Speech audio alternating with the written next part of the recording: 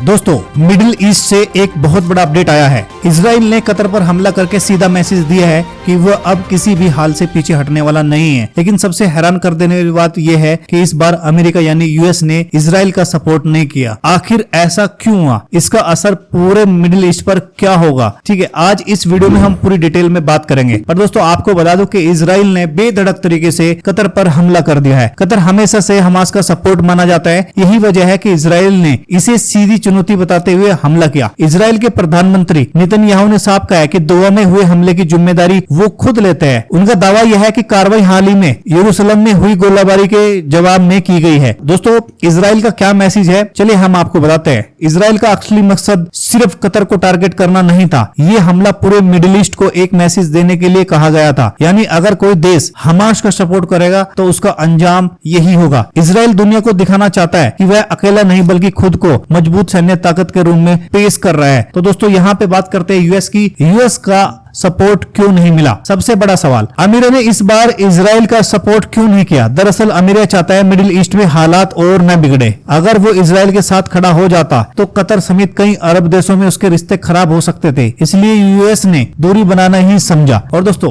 Qatar इस time मुश्किल में है। कतर अब एक दुविधा में फंस गया है। एक तरफ वो फलस्तीन और हमास का सपोर्ट करता है, दूसरी तरफ उस पर सीधे इजराइल का हमला हो गया है। अगर वो पीछे हटता है तो अरब देशों में उसकी छवि खराब होगी। अगर टकराव बढ़ता है तो हालात और भी बिगड़ सकते हैं। तो दोस्तों, इसी वजह से मिडिल ईस्ट की राजनीति में अब क्या होने वाला है, चलिए देखते हैं।